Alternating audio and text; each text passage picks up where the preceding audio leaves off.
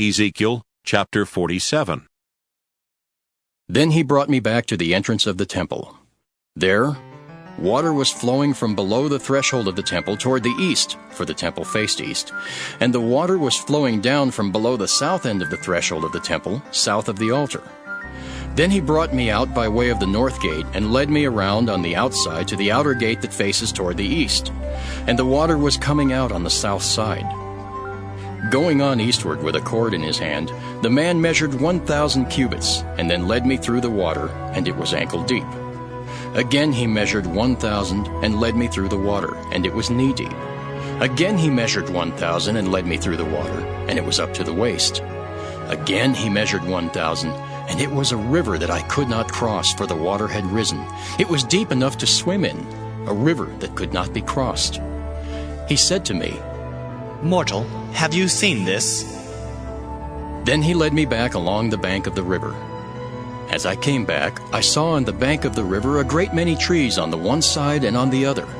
He said to me, "This water flows toward the eastern region and goes down into the Arabah.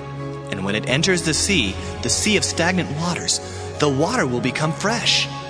Wherever the river goes, every living creature that swarms will live. And there will be very many fish once these waters reach there.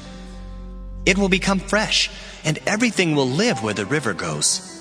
People will stand fishing beside the sea, from En-gedi to En-eglaim. It will be a place for the spreading of nets. Its fish will be of a great many kinds, like the fish of the great sea. But its swamps and marshes will not become fresh. They are to be left for salt. On the banks, on both sides of the river, there will grow all kinds of trees for food. Their leaves will not wither, nor their fruit fail, but they will bear fresh fruit every month, because the water for them flows from the sanctuary. Their fruit will be for food, and their leaves for healing." Thus says the Lord God, These are the boundaries by which you shall divide the land for inheritance among the 12 tribes of Israel. Joseph shall have 2 portions. You shall divide it equally. I swore to give it to your ancestors, and this land shall fall to you as your inheritance. This shall be the boundary of the land. On the north side, from the great sea by way of Hethlon to Lebo-hamath, and on to Zedad, Berotha, Sibraim, which lies between the border of Damascus and the border of Hamath, as far as Hazer-Hadakon, which is on the border of Hauran. So the boundary shall run from the sea to Hazer-Enon, which is north of the border of Damascus, with the border of Hamath to the north. This shall be the north side. On the east side, between Hauran and Damascus, along the Jordan between Gilead and the land of Israel, to the eastern sea and as far as Tamar, this shall be the east side. On the south side, it shall run from Tamar as far as the waters of Mirabeth Kadesh, from there along the Wadi of Egypt to the Great Sea. This shall be the south side.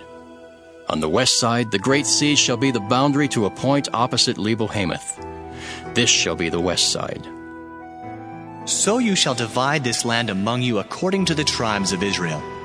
You shall allot it as an inheritance for yourselves and for the aliens who reside among you and have begotten children among you. They shall be to you as citizens of Israel. With you they shall be allotted an inheritance among the tribes of Israel. In whatever tribe aliens reside, there you shall assign them their inheritance, says the Lord God.